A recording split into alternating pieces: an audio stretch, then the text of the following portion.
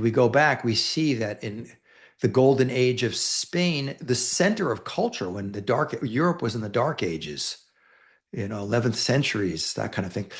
Europe is really in the Dark Ages, medieval Europe. It's not as dark as quite as people like to portray it as, but the Islamic world, especially in Umayyad Spain, which again was open and tolerant, they were kind of reintroducing the great classical, more humanistic knowledge of the Greeks and the Romans about and expanding that with a lot of Jews involved in it and Christians, in terms of philosophy and poetry and mathematics and astronomy and cartography and medicine and all this stuff was all taking place then.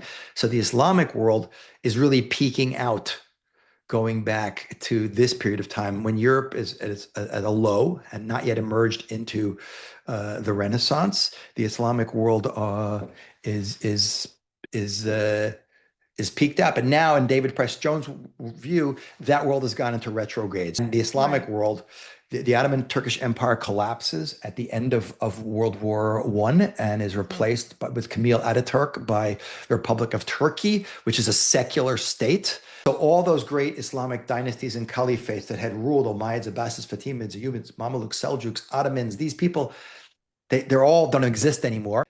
So if we like hit the pause button right then, we see that the Islamic world is in retrograde. It is basically a third world place. There's no major empires. It is not. It did, unlike Europe, it did not go through a democratization and industrialization. Large groups of pretty poor people, living now in a world that's largely been colonized by people like the British and the French, who will divide up the Middle East. And but we have to keep in mind that it's kind of like I almost look at it as the Islamic world. And I remember having this thought decades ago, kind of like went into a state of depression.